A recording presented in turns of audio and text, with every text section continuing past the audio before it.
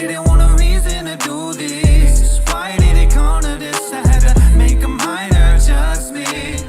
Alright, what's up? This is Off the Top. I don't even remember which one this is. I think this is number 16. And we got Blake Baby Blue Dyer in the building. How you doing? Really well. That's good, that's good. What you been up to lately? Oh, doing a few shows downtown. A weekly show and then a monthly show that hopefully be doing a little bit more often. I know the last few months I've not done it just because of scheduling and stuff. Mm-hmm. Have a Neon every Thursday at Rabbit Hole from 10 p.m. till close. And then I do a once monthly at Rabbit Hole as well called Arcadia. Oh, that's dope. That's dope. So, tell me about yourself. Well, I'm a DJ and a promoter in Tulsa. I've been DJing for probably like 10 years or so. Promoting, maybe not as long, but I guess since I was 21 I started doing that. That's dope. Doing my own shows and stuff. That's dope. So why did you choose your specific genre? I think maybe like when I was in middle school, I don't know why, but for some reason it was on a movie or maybe just on the early days of things like LimeWire and stuff. I had gotten into listening to techno music and house music. Yeah. Just really fell in love with the genre. And once I got into high school, it kind of grew a little bit more. And, when I was in high school, I got a pair of, they were cheap turntables. They weren't like Technics or anything, but they were like Newmark turntables with, I think, a Behringer 6-channel mixer. And was ordering like house vinyls off of like eBay and stuff, and mixing it at home in my bedroom just to have fun and practice. And when I turned 18, I decided I would start going downtown and went to some after-hour places and saw DJs that were playing, I guess, stuff more house music. And then right afterwards, it got really big into dubstep. But I wanted a chance to play house music downtown. Okay, so it's like maybe it's like a dream that just developed over time. Yeah, it was kind of slow, but I knew that was something fun that I had fun doing before I ever performed live DJing, and it just really grew from there. Okay, cool. So like, do you have like any other genres of music that you like? Oh yeah, I remember when the Yeti was still the Yeti and they were open. I would go to Kudos's, Trey Morgan's shows over there and play Vaporwave. That was kind of the beginning of Vaporwave kind of getting a little bit more popular. That's dope. That's dope. I haven't seen Kudos in a while. I just saw him the other week. Really? So like, over at the Yeti, there was a lot of like rappers out there too, right? Yeah. Do you like any rap? Do you like any local rappers or anything? Oh yes, of course. I mean, you. I really like Stefan. Pretty good friends with him. Yeah, he's dope. Yeah. And Joe Maury. Yeah, he's people dope like too. that. Yeah. Of course, Young Yeager is in the rap scene. Yeah, yeah. Big fan of him. Known him for quite a while. That's dope. Rap scene, I mean, Buddha Flow. A lot of those people, you just kind of run into people like that, and that's why I think the next 2 Arcadia shows I'm doing live rap. Yeah, for real. To support that local side of the scene. Yeah, and I like that. I like that you're merging the two together because I feel like those go hand in hand very well. I'm a big fan of Mr. Burns, and he's doing a live Vaporwave rap. Oh, that's awesome. So, yeah, freestyle to Vaporwave. I can't wait to see that. And see, like, I think this is, I have a drop schedule for this, so, by the time that this drops, it'll probably, have already happened. But, what do you got to say to your fans, though? Because I know you got fans.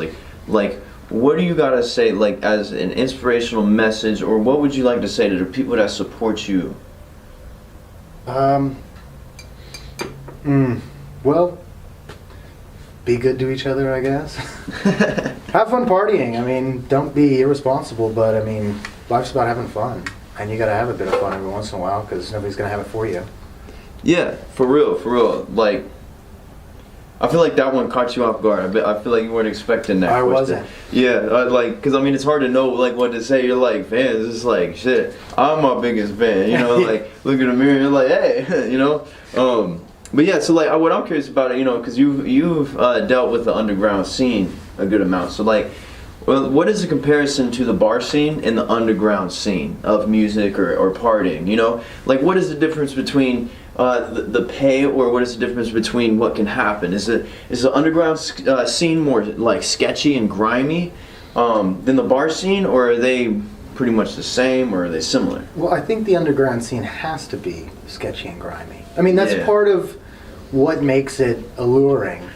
Is that you go to an underground show at a warehouse, you don't know who's going to be there, you know the few of the DJs and a few of your friends, and that excitement of it is pretty big.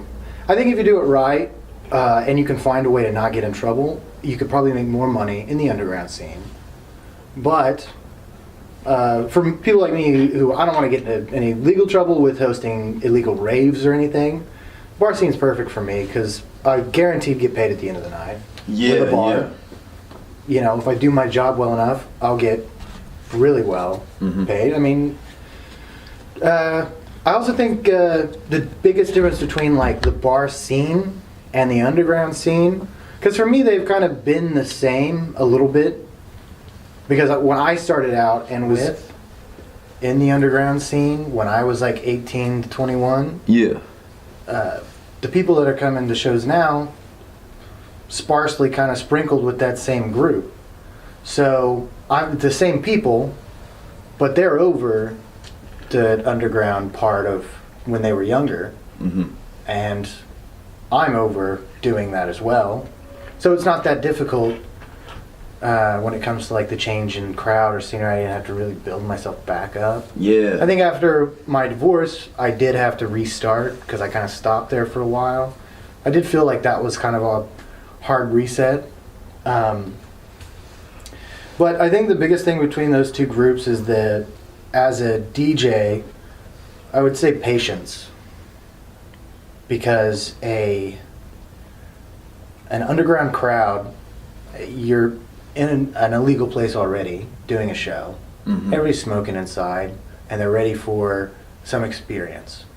They think in their head that this is going to be more of an artistic kind of show where there's this underground thing. It's supposed to be this alluring. I can build a set through songs I like that are well paced, well built, set that sounds really great. When I'm doing a bar show, and if there's a lot of people that aren't used to that style and that aren't used to my style, I have to play a little bit. You're stacking bangers on top of each other, Yeah. really hard tracks that you know will do well, but so that you can keep their attention, because they're not there to go through 2 or 3 slow tracks to have a really great.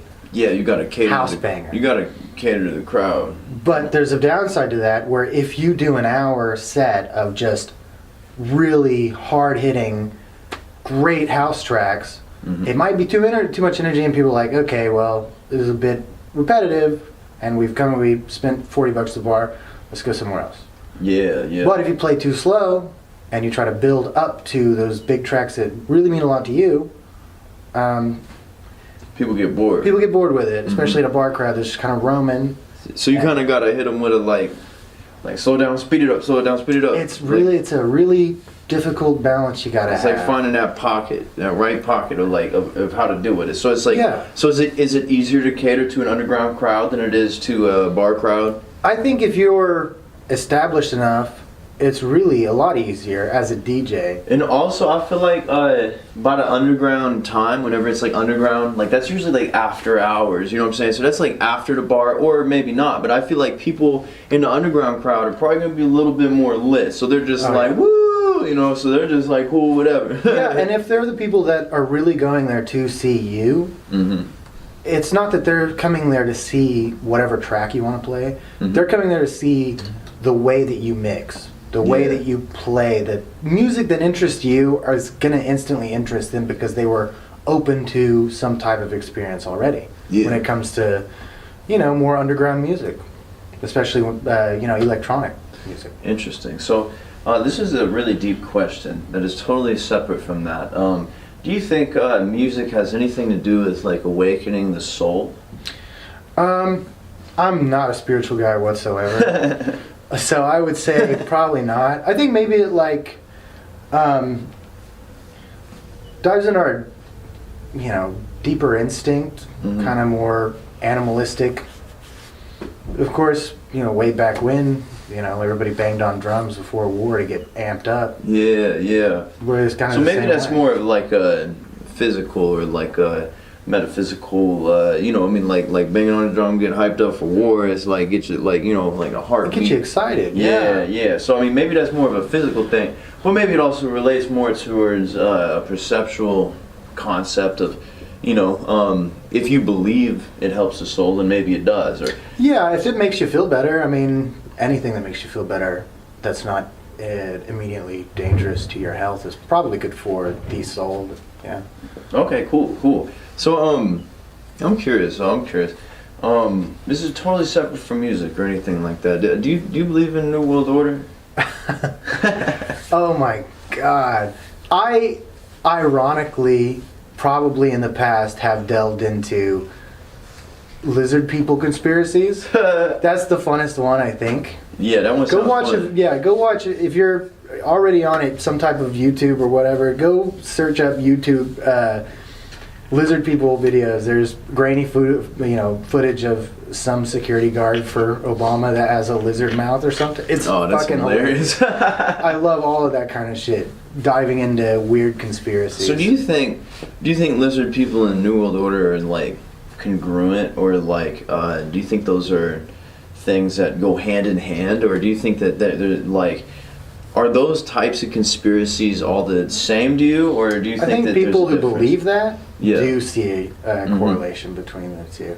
I mean, like, there's stuff, maybe some conspiracy theories that I, you know, might buy into, but I don't believe in that many. What do you think about the JFK assassination? Oh yeah, that was the FBI. They did Yeah, that. there was I think that for sure that's. there was some definitely some Definitely. funky shit there. What about 9/11? What do you think happened there? Oh, somebody flew planes into buildings, I think.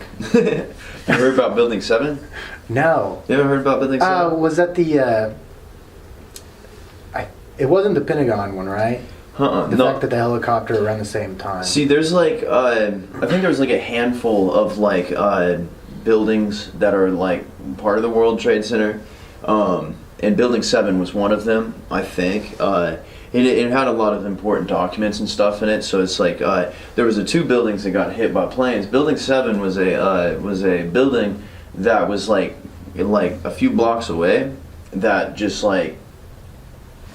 totally blew up. It just went in on itself. It just caved in and pancaked. And it wasn't hit by nothing. There was no noticeable damage to it or anything. It just went down. I think that the best explanation for what happened there is probably somebody flew planes in a building and it wasn't part of the plan. There was like not a plan behind it, and then right when somebody was on listening to the news in that building, they were like, "Oh, this is a great moment," and they just like hit the self-destruct button or whatever in that building. Like, what a good fucking timing. See, that's what I mean. But that's what I was thinking. Because it looked like a controlled demolition. I mean, if you see how the towers went down, like all three of them, they all went down in the same fashion. You know what I'm saying? I would say that. Have you ever seen like they shut entire floors down to replace windows in those buildings? Putting in demolition, like explosives. Yeah. that would have been a mess for that building. I Yeah. actually do think that they probably flew planes into that building. No, yeah, of course. I do I as don't well. really know if there was like explosions at the base or whatever. Yeah, yeah. But you know, Yeah, who knows? Who knows? I mean, Who so do you knows? think that the official story of 9/11 is correct, or do you think that there's anything fishy going on there? I do believe that they had. I mean, maybe they had. I've heard from people that Yeah. CIA had information that was going to happen, and they kind of blew it off, Mm-hmm. or they didn't care. And they were conducting drills at the same time, but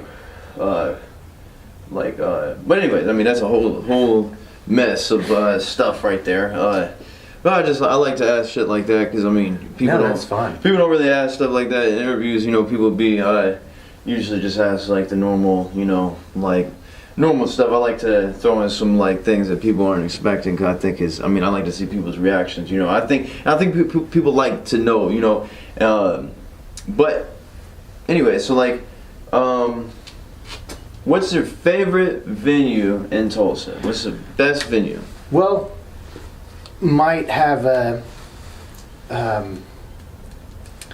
I'd have to say Rabbit Hole. I go there way too often not to like it as much as I feel do. the same way. I I mean, feel the same way. I really love Rabbit Hole. I know there's some people that don't like it, but it's a fun place. I Yeah. know everybody there almost. When new Mhm. people come in, they're always friendly. And Yeah. they do good shows, and they fucking hired me to work there as a promoter and a DJ, so I have to say that they're pretty good. Yeah, that's one of my favorite places too. I run into a lot of cool people out there, like, people from all over the world just somehow end up in there. It's like, I've seen people from Russia, people from like England and stuff in there. I'm like, why are you here? I'm like, there's so many other places you could be.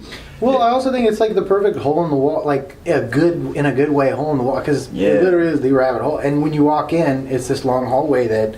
Yeah, and then on the other side, that's what's so cool about it. It has like a cool gimmick to it. It's a long walkway on Yeah. that side, and then on the other side, it's like a sketchy alleyway. Yeah. And it has that vibe, it's cool. It's like, because whenever I was seeing that place first, I was like looking around, and I was walking downtown or something, and I just see this place with all these people in the back, and I'm like, whoa, I'm like, that looks legit. It looked like some like VIP type shit or something, it was also a cool joint because it was pre-COVID, right next to in the alley St. Vitus, which I also Yeah. really I love St. That Vitus. place was lit. Are they ever gonna open that place up? I mean, maybe. I hope so. So do you think this what do you think about this COVID stuff? Oh yeah, it's scary. I don't think that it doesn't exist. Yeah. I definitely know that COVID is real. But I don't have any spicy takes on this. I mean, Yeah. COVID's real and it'll kill a lot of people, and if you're not careful, you might get sick, and if you're unhealthy, you might die. Would you consider the possibility that COVID is real, but also would you consider the possibility that what if COVID is a control mechanism to make a population submit? I mean, I don't really think that would be the most effective way for the United States government to do that, Mm-hmm. or any government. The fact that it's happened all around the world is Yeah. a good indication that it's not. But I also think that there's a lot better ways to go about that if that's what they were trying to do. Yeah. Because the economy is not doing great due to the fact that a lot of businesses are closing. So. Yeah. Well, I figure I wanted to ask about that because we can talk about all this music and stuff, but No, I like going off the script, yeah. which there's no script. Yeah. You didn't hand me anything. All off the shoulder. Yeah, that's why we call it off the top. But I feel like we could run a little bit longer. But I'm curious though, to the next generation of artists and DJs, do you have any words for them? Like anybody that wants to do what you do, what is your best advice you could give? Well, hard work and all of that bullshit. I mean, I don't work that hard, so it's bad advice. But I think that really great ideas happen in the fringe. Some of the best art movements and musical styles and literary eras happened when it was a weird thing, when it was the odd thing to do. I think Yeah. if there's something that interests you that's a little bit outside of what you would call normal, I would say follow that, because you would be able to definitely define yourself a lot easier. Mhm. And if it's something you love, you're not doing it because it's popular. You're doing it because that's your favorite thing. Yeah. Even though the public doesn't like it that much, if you work hard enough, you could make it pretty far in that fringe idea. Definitely. Okay, so that's cool. I mean, and so it's like right now, it's like you think that you don't have to. I mean, you say that you don't have to work as hard as maybe you did, but that's what I'm thinking is that I feel like you had to work really hard to get to that point. Possibly. Oh, yeah. At the beginning, when I was, doing things like, I mean, I did hardstyle shows, and that was popular a while back, maybe, and a little popular, like I said, in the fringe. I mean, all of EDM in Tulsa is kind of in this fringe group of people that work in it. Mm-hmm. And sometimes you get some colorful characters, and sometimes you get some kind of sketchy characters. That happens. I say don't try to make drama, because if you're, whatever scene you're in, I think that, especially locally, having an excessive amount of drama or hate for any other person that you work with, I mean, it's not going to grow the scene very well. Yeah, it's just to create toxicity. Exactly. And Yeah. it doesn't progress anything. Yeah, so it's good to coexist and accept people's differences, so we can all maybe make it instead of us being like, well, I don't like this guy and I'm going to make sure he doesn't get anything. Then we put all of our energy into that. I mean, yeah, definitely. If you don't want to work with somebody, don't work with somebody. Yeah. I've been there before where there's people I won't work with, but I'll never say a bad thing about them publicly. Yeah. It's just not my personality. Of though. course, yeah, I definitely feel the same way. I couldn't see myself doing the same thing either, But I feel like there was something else. There's some other things I wanted to touch base on. Off the top, fire it off, buddy. Yeah, it's like, do you have any words that you want to tell the people for whoever sees it? Yeah. Well, follow me on all social media platforms. Pray to me like I'm a god. Never say a bad thing about me because I'm perfect. No, I'm joking about all of that. No, yeah, just follow you, because like there's other things that I like to do, not as successful in those areas. I'd really like to be a writer, an author, and I'm working on that. That's Hasn't really gone cool. super far, That's but really cool. working on it. So you have a lot of different talents. You have a lot of different things that you'd like to do. Well, I hope that I'm not a jack of all trades. I'd like to be a master of all, but Yeah. that's not the saying, is it? Yeah. Exactly. Yeah, I definitely feel that. I feel like I'd be doing too much sometime, and that's why I couldn't remember my other question, because I have too much on my mind. I got my phone vibrating in my pocket too You're much. a busy but- man Yeah. with a lot of talent. Thank you. I appreciate it. You too. And it's like we're gonna continue to work on manifest greatness and be successful. Yeah, of course. Yes. And but it looked like the battery's getting low. So before it just cuts off again, if you have any shout outs that you would like to give to the camera before it turns off, then Yes, the guy I do Thursday shows with, Neon at Rabbit Hole, Ian Emberton, or Virtual Inks, I would say follow him. He's a great DJ. I really like working with that guy. He's done Arcadia shows with me. He's performed on Arcadia shows. I always like having him out. Him and I definitely work well together on Thursdays, the Neon shows. Shout out to, I mean, damn, I feel bad because there's like people that I'm sure I'd want to yeah. shout out. Everybody in the art scene that's doing a whole lot for Tulsa. I mean, Scott Taylor is a great fucking painter. Beautiful artwork that he makes. Definitely go and look at all of his stuff online. I would say, golly gee. there's too many people. There's a lot of people. Yeah. A lot of people. But I'm gonna have to stop it there. I would The let you keep neighbors, going. Oh, the neighbors, cool. look out for the Cool. neighbors. Great fucking group. And shout out to Jonathan too. Shout out to Jonathan. Shout out to Rabbit Hole. Shout out to Shady Keys. Shout out to Reds. Shout out to every venue I like to go to. First Shop. Everybody that works at all those places. Greg at the First Shop. Go tip him well. He's a nice guy. Yeah. I think that's it. All right, cool. All right, well, before the camera die, I'm gonna end it. So this is off the top. I think number 16, and give it up for Blake. Yeah. Oh, where do we find you at? Social media? Just Facebook, Blake Dyer. Lit. And Arcadia page. All right. We'll see y'all next time. Why did they corner this? I had to make it small as a conference. Small as a conference. I left all my old friends in the past. I did this too many times and it never lasts. But this is the last time. I ain't going to getting back. I'm sick of how the people in my city act. They a friend in my face, but they never hit me back when I needed them the most. Maybe they just wanna smoke. A microdose shrooms and get closer. They can hit the microphone in the booth and slide it with your hoe in your own room. Maybe they just wanna lie.